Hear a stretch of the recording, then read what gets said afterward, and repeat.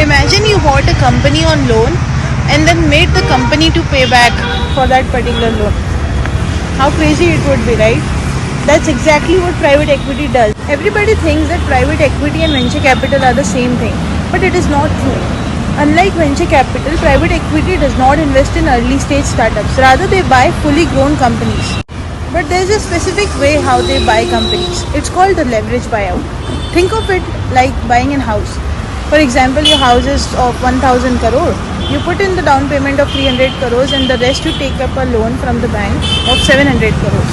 So now you own the entire house, but there is an EMI that goes to the bank every month. Now imagine that instead of you paying that EMI, your tenant pays that EMI every single month from their own pocket. That's exactly what a private equity firm does. They'll go find a company of 1000 crores, put in 300 crore of their own and then borrow 700 crore from a bank.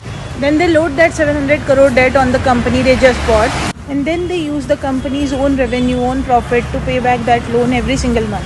The PE firm is sitting outside, paying nothing but owning everything. This is called a leverage buyout. Now they go inside the company, fix the operations, cut the cost, maybe acquire one or two small competitors, try to make the company leaner to turn it into a profitable company. 3 to 5 years later, they'll sell it for 2000 crore.